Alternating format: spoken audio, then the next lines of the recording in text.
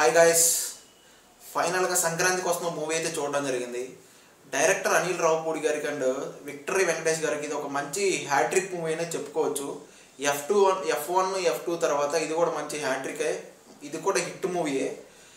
అసలు basic story line ఏంటంటే, ex girl friend ఒక క్రిటికల్ కేసు పైన ఎక్స్ బాయ్ ఫ్రెండ్ దగ్గరికి హెల్ప్ కోసం అయితే వస్తుంది అనమాట.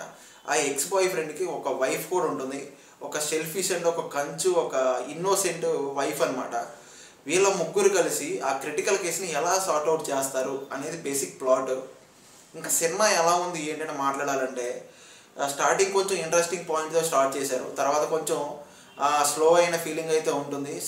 ప్రీ క్లైమాక్స్ కొంచెం పర్లేదు, బాగుంది అనిపిస్తుంది.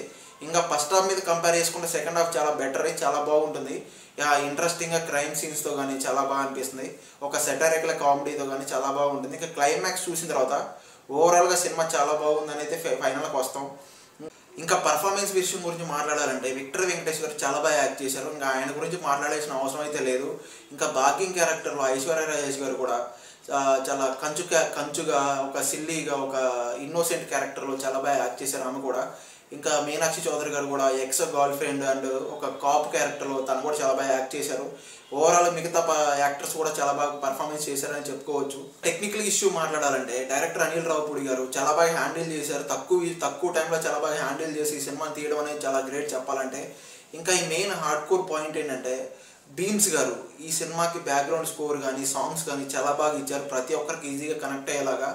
ఇంకా ఈ సినిమాటోగ్రఫీ కానీ ప్రతి ఒక్కటి చాలా బాగుంది. విజువల్స్ కానీ అన్నీ చాలా బాగున్నాయి.